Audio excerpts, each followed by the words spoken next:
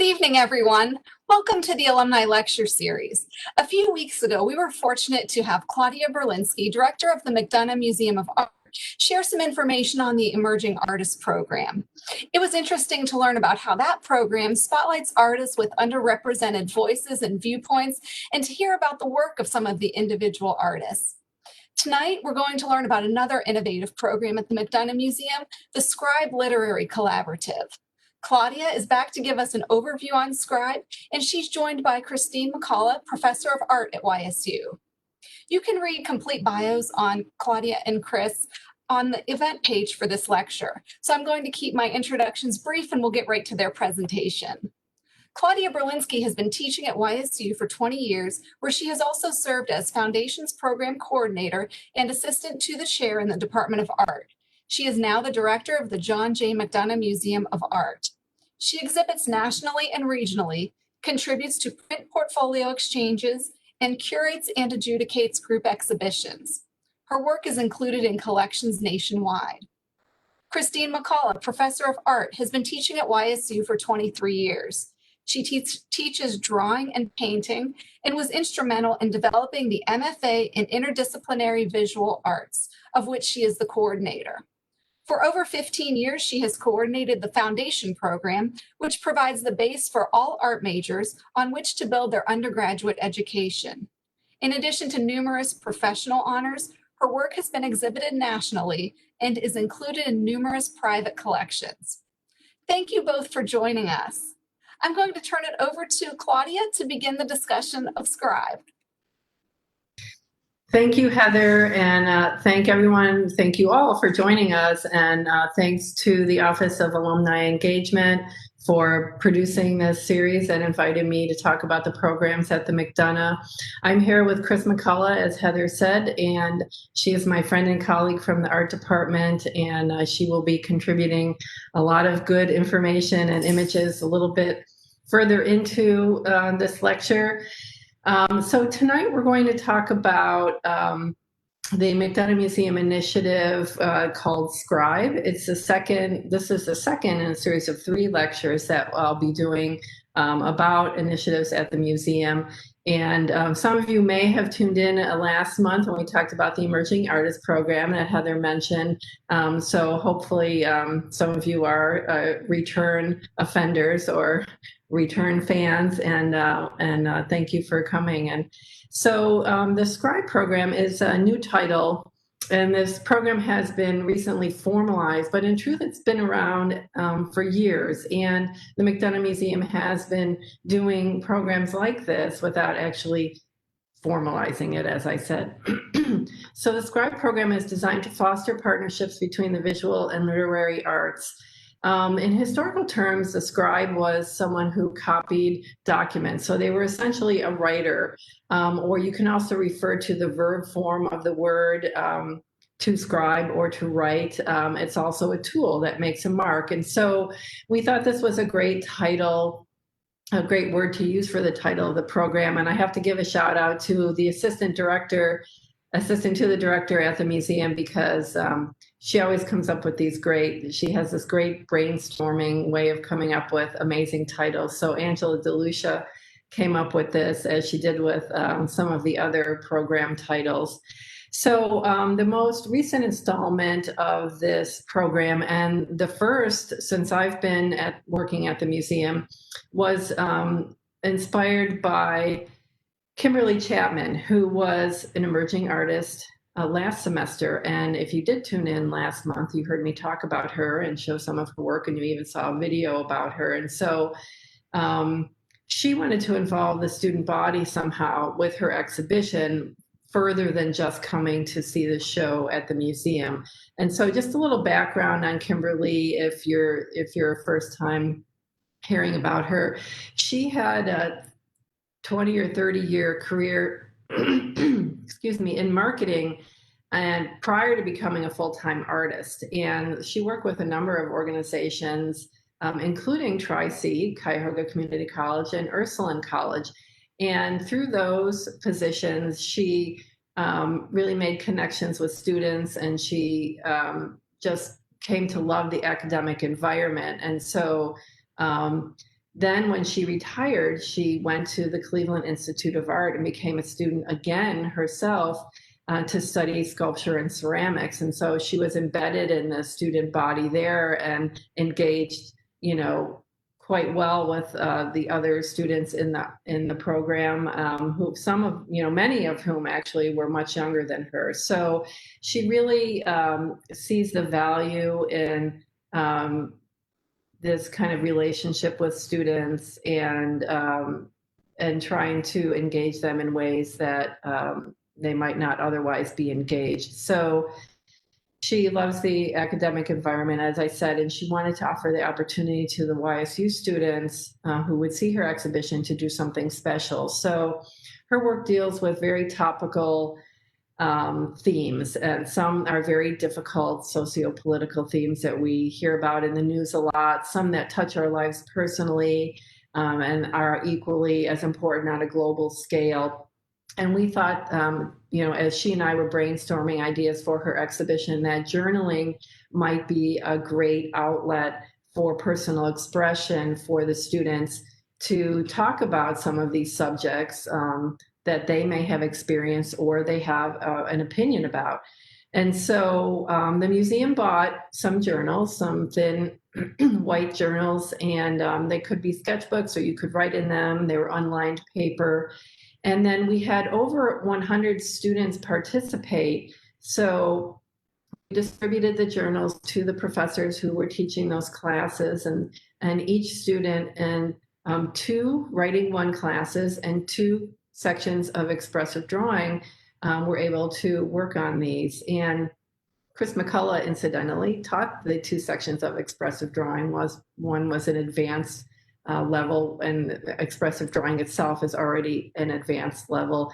And so we had students at different times in their academic career. We had these students in writing 1 who were very likely first semester freshmen, and just kind of getting their sea legs and doing this kind of writing and the whole academic environment. And then we had art students who were more advanced, juniors and seniors, working in a more visual way in the journals as part of their projects in the class. So now keep in mind that we wanted to display these journals in the gallery with Kimberly Chapman's work. And so the actual journaling had to be completed an entire semester before. So fall semester 2019 is when we distributed the journals for writing. And so that gives you a little clue as to how far in advance we schedule these exhibitions and how much work goes into them.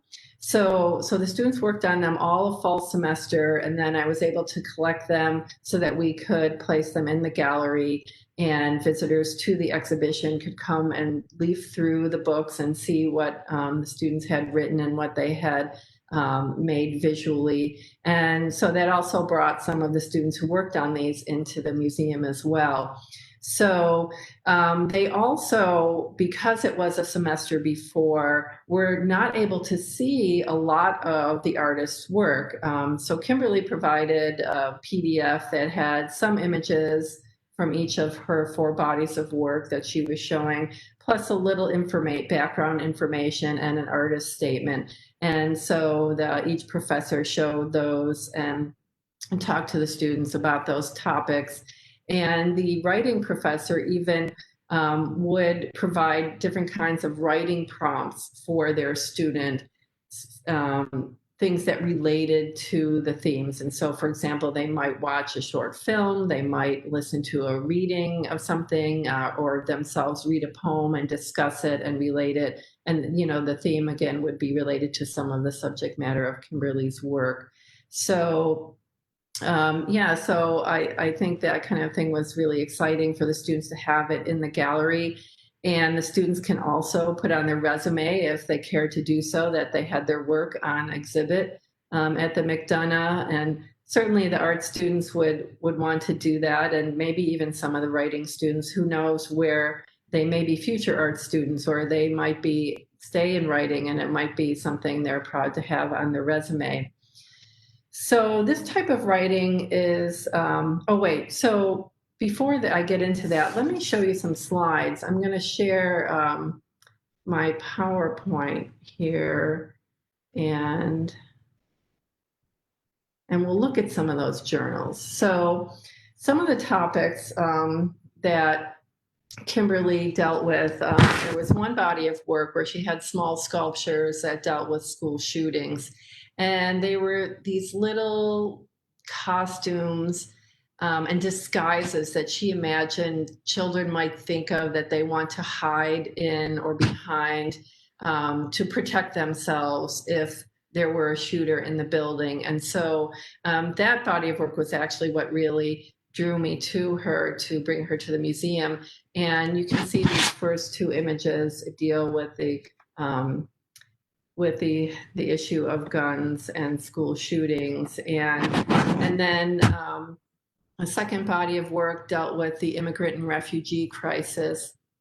And she had an installation of small sculptural figures that were a little abstract that represented just large numbers of refugees and some rafts that looked like they had been destroyed or were barely together, the kind of rafts that they might take to another land.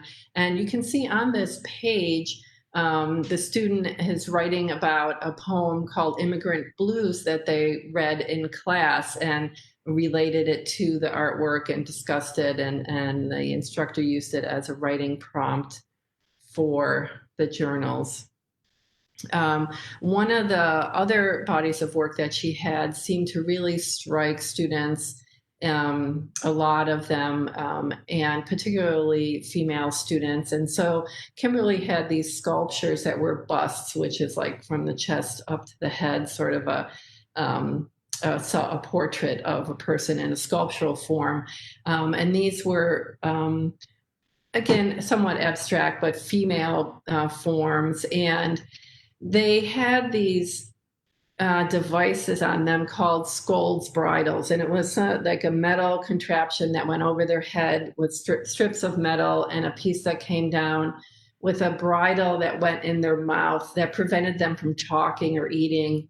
And this was actually something that was used in Victorian England by husbands who thought that their wives were misbehaving, and they were allowed to put these on their wives to keep them quiet, whether they were gossiping or just talking too much or whatever their misbehavior might be. And so Kimberly used this as a device to talk about the oppression of women and suppression of women. And I think a lot of students really picked up on that. And so we can see some here about voices being silenced and and so the title of the exhibition was Hush, which then was stamped onto the covers of the journals. So you can see that mentioned in some of the writing. And yeah, and here's a poem that one of the students actually wrote related to it, which I thought was lovely.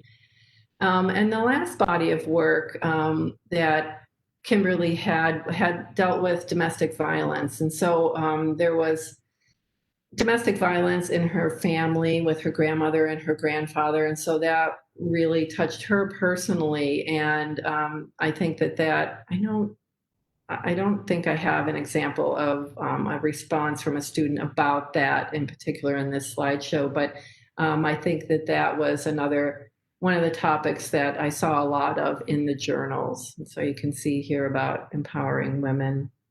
This was a cover of one of the journals that a student drew and incorporated into the Hush word.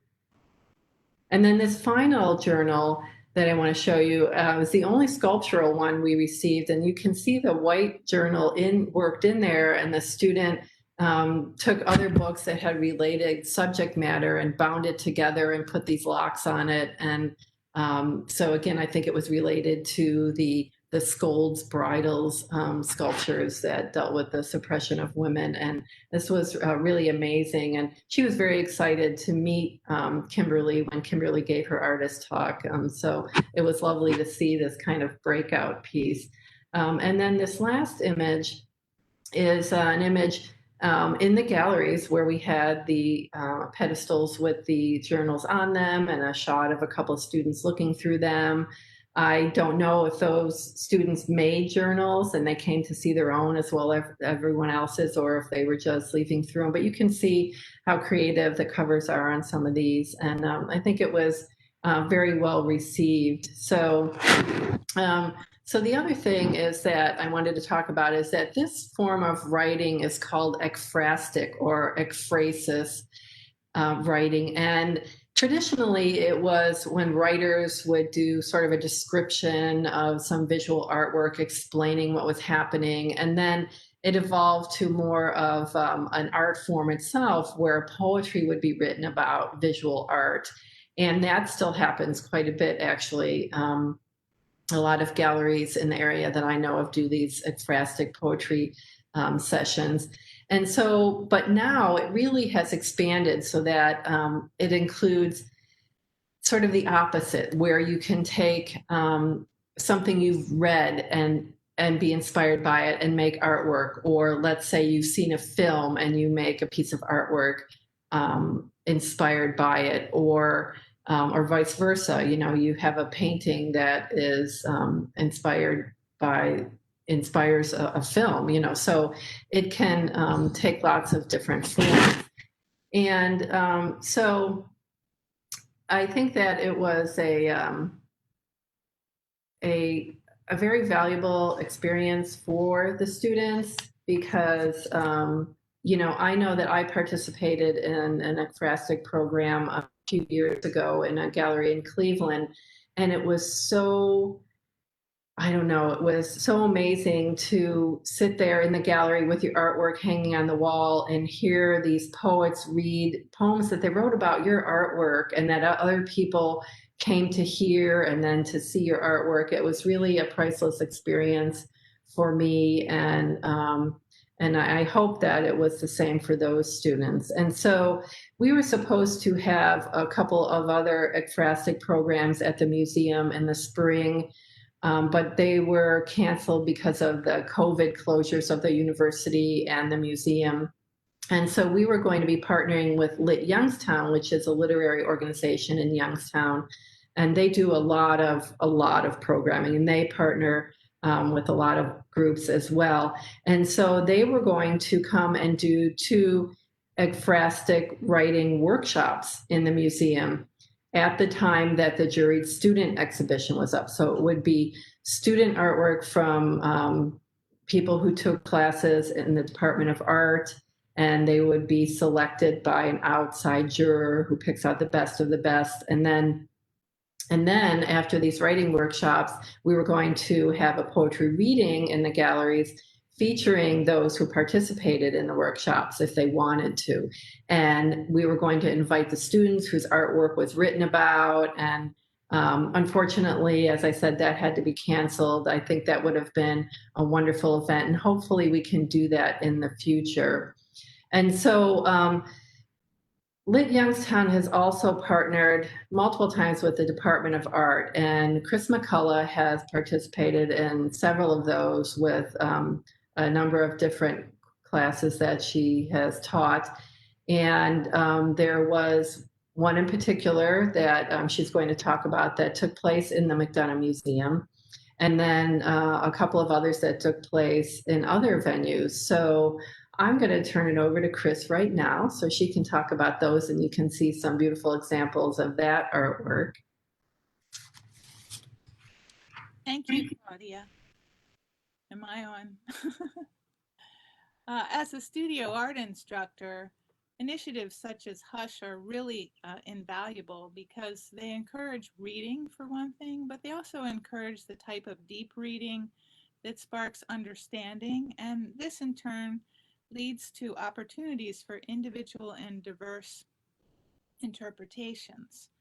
They also provide an opportunity for introspection and to engage in personal work, very personal work, that originates outside of oneself. And what I'm referring to here is that notion of, artists staying at home in their studio and not talking to anybody and not caring what the audience has really no thought given to the audience. And Hush, in particular, dealt with some very uncomfortable subjects that provoke the type of spontaneous group discussion that you rarely hear in the classroom. I mean, because it really touched on some, awkward and private kinds of things that had happened within families or with, just students themselves. So discussions such as these begin to answer that mysterious question of where do ideas come from? Because students often think, like, I don't have any ideas, or how do I get an idea? So, they encourage teamwork, and they also encourage the development of creative empathy. As Claudia mentioned, I teach 2 upper level drawing classes, and for several years now, we've engaged in collaborative projects. And the first extensive project, and probably maybe the most challenging such project, was a project that began as a McDonough initiative, and it was in conjunction with the Salon de Flores. It's an exhibition that recreated Gertrude Stein's West Bank apartment in Paris in the 1920s. And the Salon was a gathering place for artists and writers such as Matisse and Picasso and Hemingway and F. Scott Fitzgerald, and as such, it was instrumental in the creation of the modernist movement. So you might say that the programming initiatives at the McDonough Museum parallel that of the Salon. Stein herself was a poet, a writer, and a playwright, novelist, and it's her short book of poems, Tender Buttons, that this project was based on. And now I'm going to try to share with you.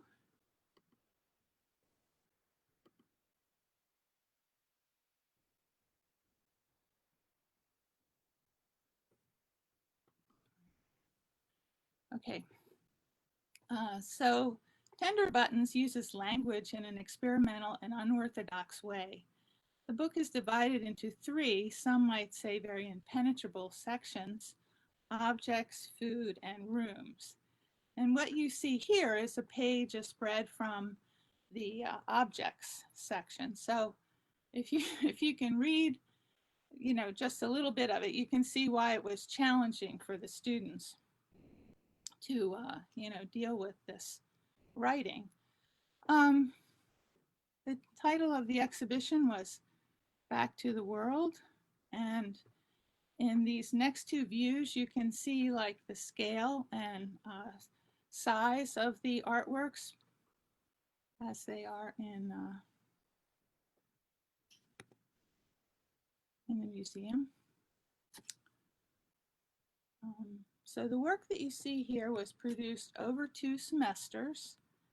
You can get an idea of the size, like I said, and each student wrote a statement, an artist statement, reflecting on their process and underlying ideas. And these statements were mounted next to the artwork. So the viewer could come in and, wonder what was going on here, and they could read the statement. This diptych was one that reflected on the room part of her writing. And you can see that these little areas in the center, like the little squares and rectangles, you're looking down into these rooms. So you're looking into these deep caverns. And another thing I want to point out is that the linear lines that you're seeing here, a lot of that is text. So a lot of the artists used text as an element in their drawings. It's just another one.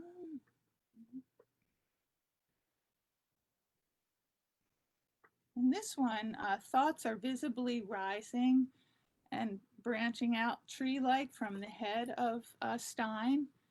And the poems themselves are written out, typed out on these little pieces of paper, and they wind around those tree-like branches. And again, on the left here, you can see the use of language, layered language.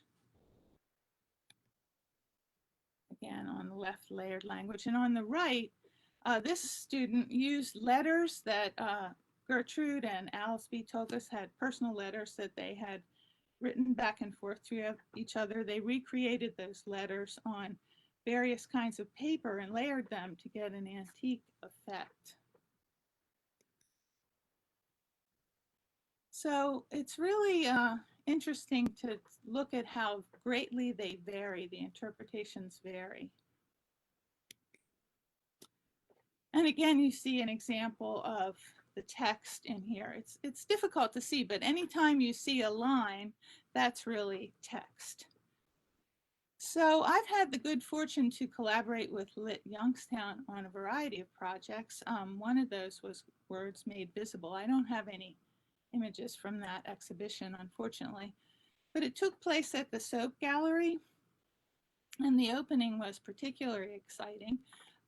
Claudia mentioned something that she had done personally, but both artists and authors were present at the opening, and the authors were reading the words that had inspired the art. So they had not met each other previously, and they were really excited, you know, like the artists were really excited about seeing the author, and a lot of the authors wanted to like buy the artwork because, you know, they thought that was really interesting.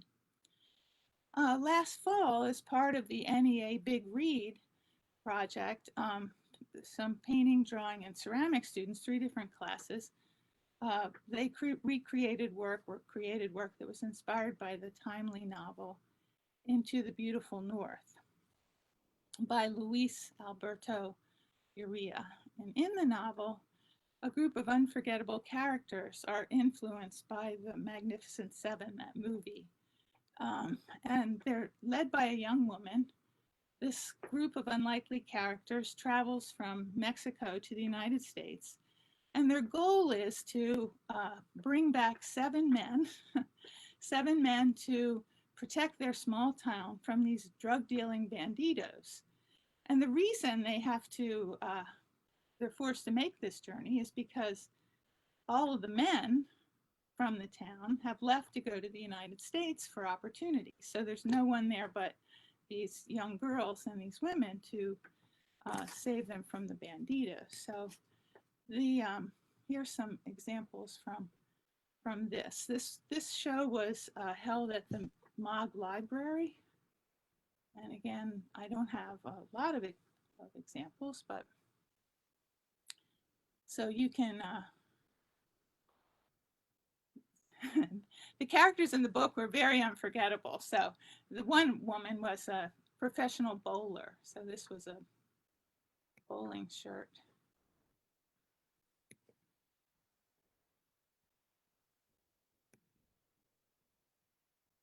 So really, again, you know, like very diverse types of interpretations.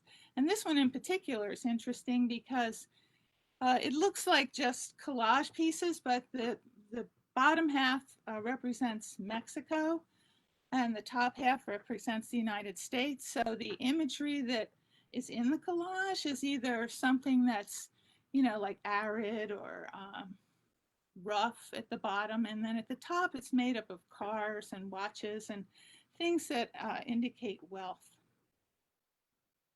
So another positive aspect of these collaborative projects is that the resulting work is often exhibited in an atypical venue, and so consequently people see the work that may not go to an art gallery. And I think that's you know, it's excellent for our students, and I think it's excellent for anybody, you know, that doesn't really participate in galleries, you know, that might think that that's not for them.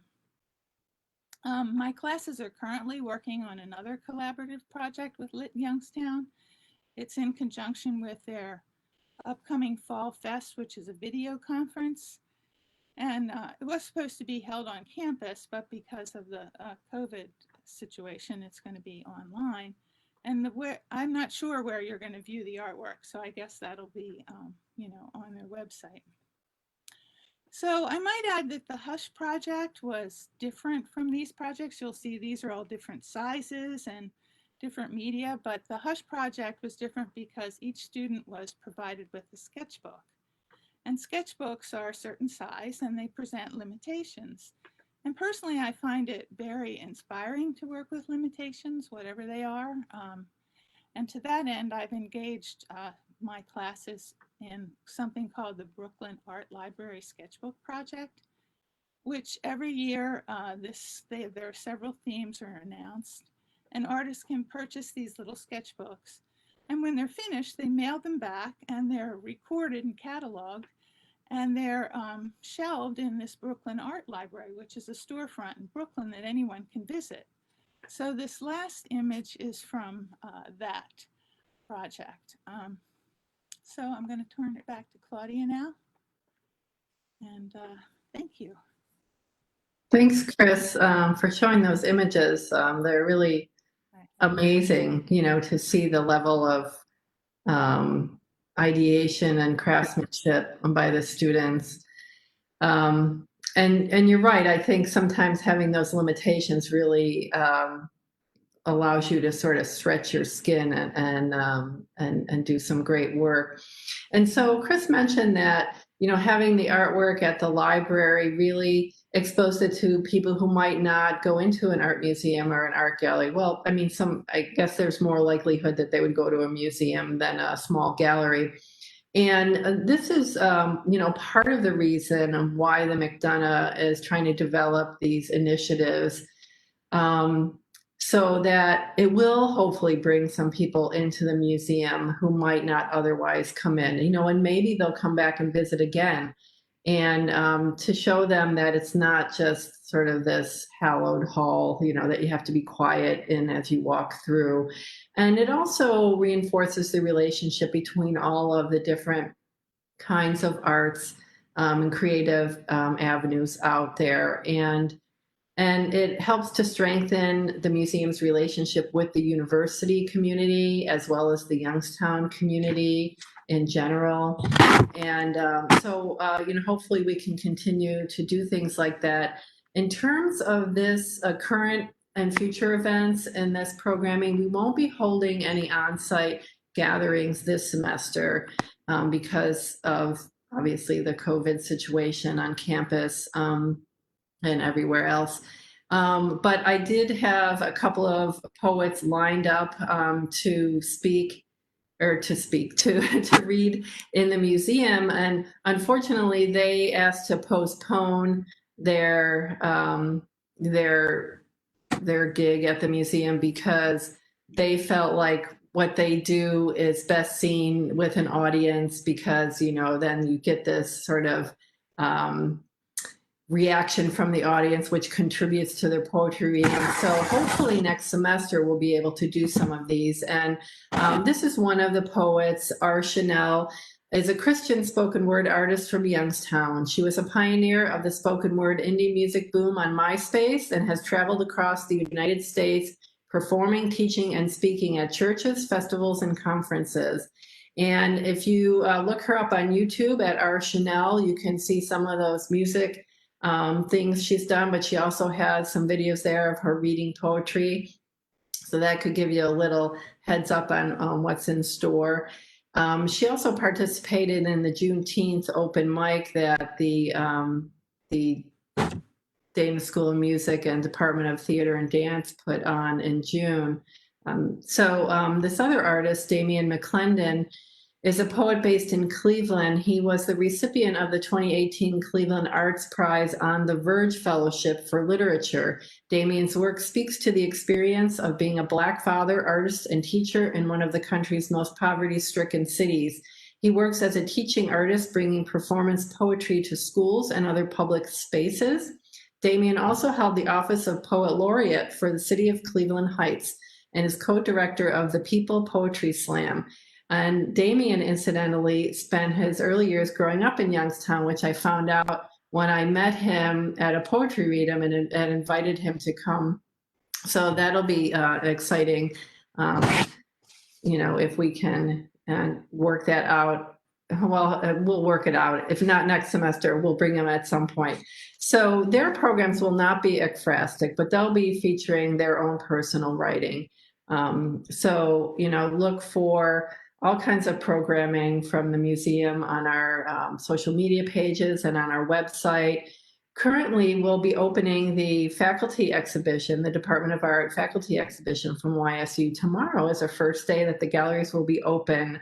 Again, no events, so no opening reception, but we will be there Tuesday through Saturday, 11 to 4, with safety protocols in place for everyone. And then we're going to focus a little bit on music performances in a virtual way this semester, a partnership between the Dana School of Music and the McDonough Museum. So, also, let me just jump back a little bit. In terms of the faculty exhibition, there will be 3 live stream gallery talks, and you can see that on our Facebook page and Instagram, and the dates for those again are on social media and on our website. And Chris McCullough will be doing one, Dragan Cerniak will be doing one, and Lauren Baker will be doing one, and those are all Tuesdays during the day, like 11 o'clock, 1 o'clock, 2 o'clock, something like that.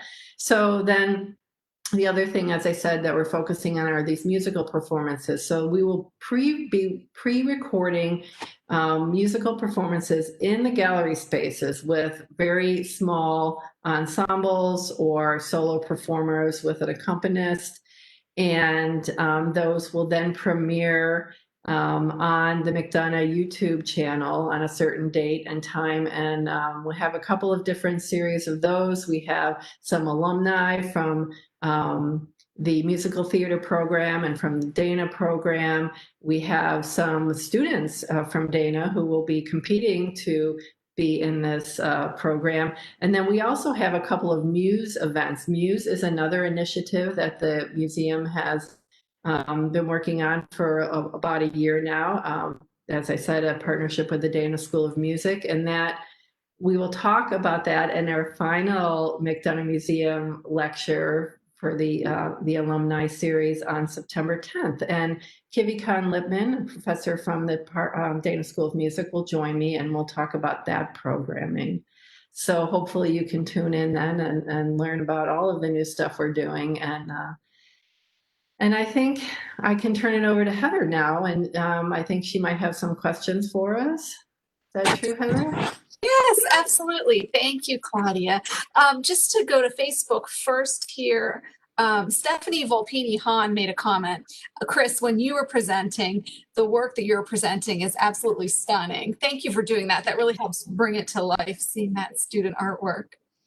And then Venice Abel has a comment. She says, I participated in Words Made Visible, and it was an awesome experience. Could you tell us a little about what Words Made Visible was?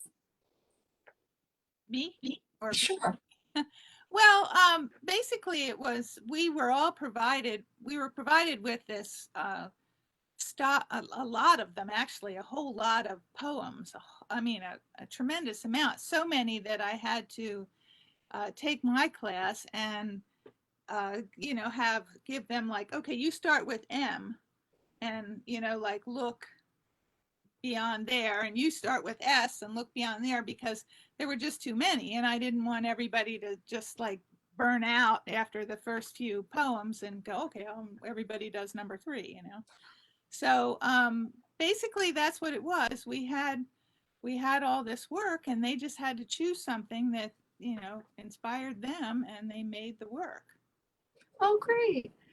Claudia, what other kinds of programs do you anticipate for the future related to the Scribe initiative? Well, again, I would like to really pull that ekphrastic workshop and poetry reading back in somehow, whenever we're able to do that and get people together. I would like to do some more poetry readings or literary readings with other artists. And I don't know, I actually had a writer approach me recently, just the other day, and said, I have some great ideas, so let's talk about them. I have no idea what those are yet, but I think that this collaboration between students and writers or students and artists is really successful, because it takes learning out of the classroom a little bit, and it provides like an extra experience that maybe they didn't expect to have when they took the class, signed up for the class. And so something Chris and I talked about the other day. Actually, she suggested that I just come up with some kind of thing each semester that and invite whoever is teaching to participate with their class, and then just do it. Just do a different thing each semester, whether it's ekphrastic or somehow there's just this partnership between writing and visual art. And so I haven't figured out any new ways of doing that, but it's what we've done has been great so far. And if you get new participants each time, then it's fresh and exciting. So I hope that although I said we're focusing on the musical performances this semester, that maybe I can squeeze in some virtual readings or something, to kind of round out the semester and add some additional things for online programming. That would be great. It looks like that's the way it'll be going for the foreseeable future, online programming. So. Well, I think, we may even continue it after people are able to come back in the museum, because again, that's just one more way to reach people who might not be able to come, might not have the ability to come to the museum for one reason or another. So, trying to reach as many people as possible. And, the museum, something I didn't mention earlier is that museums for the last several years have really evolved to become something very different, and they're almost like community gathering places. They offer all different kinds of programming, things from like yoga sessions to maker sessions for families, of course, music and literature, and just all kinds of things to get people in to feel comfortable and give them another place to gather, to kind of be mindful and let all of their troubles fall to the wayside when they can focus on that. So, oh yeah. That's especially important in times like this. Yes, for sure. Chris, how long do students work on projects like this, like what you've described? Well, usually it's shorter than you might imagine. The best laid plans are when you get the project in advance, and so you can, it's better if it's sort of towards the end of the semester, so I have an opportunity to work with them on other projects. And the idea development is more advanced towards the end of the semester. Like, it's a challenge this semester because September 24th is so early. But I would say probably, no more than a month Okay. from beginning to end. Wow. A lot of it, most of that time is thinking about it, reading and thinking and developing your idea. A lot of times once you've done that, the imagery comes fairly quickly. Okay. And when students are all working from the same written material, how do you see their individuality expressed in their artwork? Well, that's why it's easier to do if you've had them for a while, because you encourage them. You know them more personally, and what they like, what they do, what they're interested in. So you can kind of, just, I guess, encourage them in certain directions. They have to come up with their own idea, but Right. you can and help them along. And so that's Kind of help foster that creativity. mhm. Well, it's been very interesting to hear from both of you about how you've collaborated on the visual and literary arts. Is there anything that you'd like to say in closing that we might not have touched on?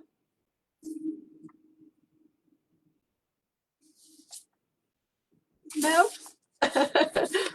Well, I just want to thank you both. This has been so informative, and we really appreciate your time. Again, it's great to have this 3-part series with the McDonough Museum of Art, and we're definitely looking forward to September 10th. And just for those watching, as a reminder, as Claudia mentioned, she'll be back for the 3rd in our 3-part series with the McDonough Museum of Art as part of the Alumni Lecture Series, when Claudia and Dr. Kibbe Kahn-Littman will give an overview of the Muse series, and that'll be Thursday, September 10th at 7 p.m. So we hope you'll join us then. Thank you so much for attending, and good night.